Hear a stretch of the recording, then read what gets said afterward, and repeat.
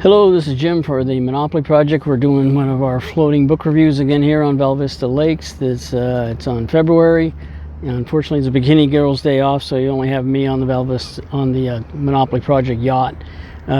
Today we're here to review 3 books. All of them concern the history of Phoenix. One of them is a fictional book. 2 others are nonfiction books.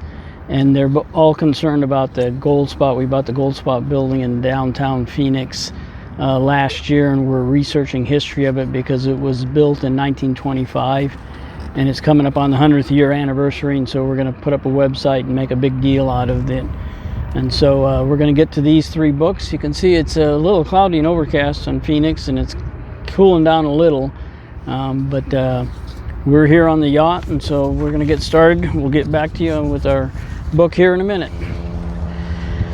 Okay, this is Jim on the Monopoly Project yacht. We're floating around on Bella Vista Lakes.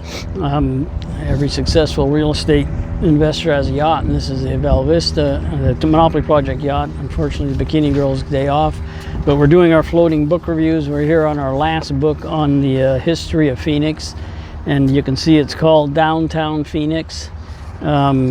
By J. Seth Anderson, Saad Muljan, who did a lot of the photos, Jim McPherson.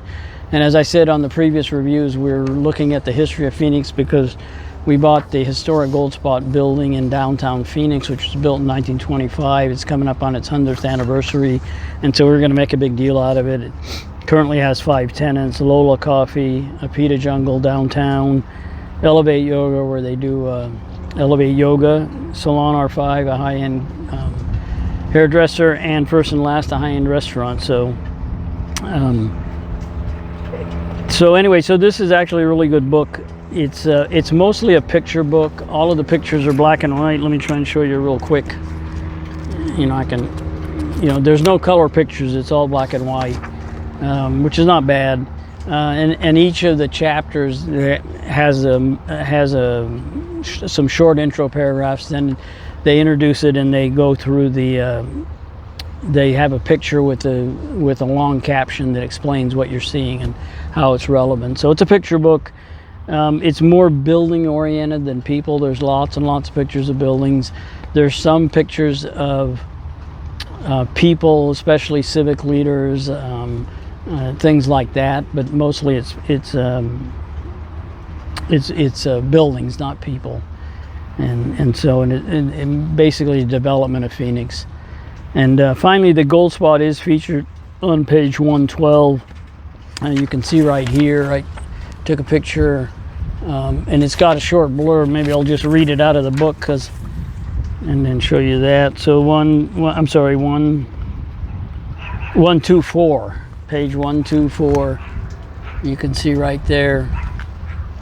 There's a picture of the Gold Spot with Lola Coffee on the end, and it says, quote, "The Gold Spot Market on northeast corner of Roosevelt Street and 3rd Avenue opened in 1925 as a grocery and retail center aimed at serving the residents of the neighborhood sprouting up north and west of Phoenix." I think that was to get away from the floods. It closed in the 1980s and deteriorated to the point that demolition was considered an option in the mid-1990s. Local preservation advocates and the city's Historic Preservation Commission rallied to convince Desert Viking Companies, a Chandler-based developer with a successful track record in preservation, to renovate the 12,000 square foot building. They did so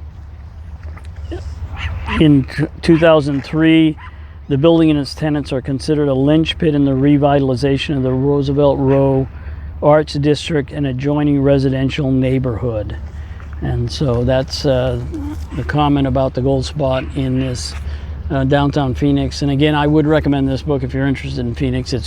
They got a lot of good pictures and a lot of history. So anyway, this is Jim for the Monopoly Project. That's our 3 books on the history of Phoenix and how it ties into the Gold Spot.